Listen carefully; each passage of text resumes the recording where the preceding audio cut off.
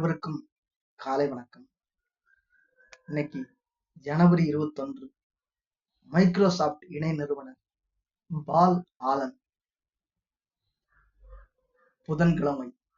Microsoft இணை நிறுவனர் பால் Alan ஜனவரி 21 பிறந்திருக்கிறார்.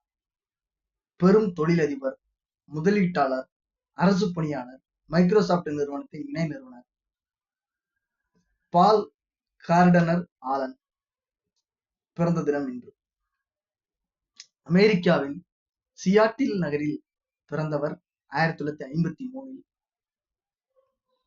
14 வயதிலேயே லேக்சைடு பள்ளியில் படிக்கும் போதுதான் தன்னை போலவே கம்ப்யூட்டரில் அடங்கா ஆர்வமும் திறனும் கொண்டிருந்த 12 வயது பில்கேட்ஸை சந்தித்தார். இருவரும் கல்லூரியில் படிப்பை நிறுத்திவிட்டு கம்ப்யூட்டருக்கு மென்பொருள் தயாரிக்கும் முயற்சியில் இறங்கினர். இருவரும் இணைந்து 1975 மைக்ரோசாப்ட் நிறுவனத்தை தொடங்கினர். MS-DOS Microsoft disk operating system போலவே QDOS என்ற மென்பொருளை கண்டறிந்து IBM நிறுவனத்தின் PC operating system, personal computer operating சிஸ்டத்தை நிறுவினர். 1981 இது வெளியானதில் இருந்து கணினி சந்தையில் அவர்களது வெற்றி கொடி பறக்க தொடங்கியது. மைக்ரோசாப்ட் நிறுவன தலைமை தொழில்நுட்ப வல்லுநராக 1983 இருந்தார்.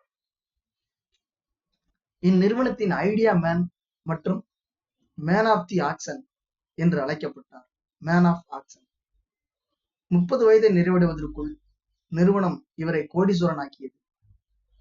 ஹார்டிகின்ஸ் நோய் தாக்கியதால் நிறுவனத்திலிருந்து விலகி சிகிச்சை பெற்றார்.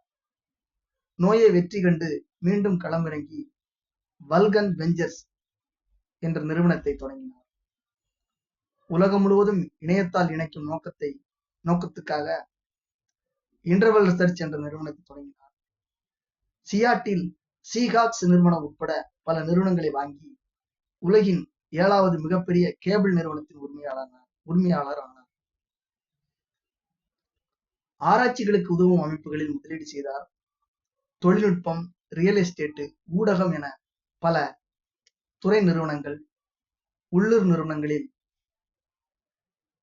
என பல கோடி டாலர் முதலீடு செய்திருக்கிறார். இவரது வல்கான் தயாரிப்பு நிறுவனம் திரைப்படங்கள், தொலைக்காட்சி தொடர்கள் தயாரித்து வருகிறது. கிட்டார் வாசிப்பது இவரது பொழுதுபோக்கு. தான் சம்பாதித்த பணத்தை சமூகத்துக்கு திருப்பி தர வேண்டும் என்ற உந்துதலில் உலகம் முழுவதும் பல நற்பணிகளை செய்து வருகிறார். இவர் தொடங்கியுள்ள பால்சி ஆலன் ஃபேமிலி ஃபவுண்டேஷன் மூலம் கல்வி, கலை, அறிவியல், கேளிக்கை, விளையாட்டு, வர்த்தகம், தொழில்நுட்பம் என அனைத்து வகையிலும் மக்களின் வாழ்க்கை தரத்தை மேம்படுத்தும் முயற்சிகளை மேற்கொண்டு வருகிறார். எபோலா நோய் பரவல் தடுப்பு தொடர்பான நடவடிக்கைகளுக்கு $100 மில்லியன் வழங்கினார்.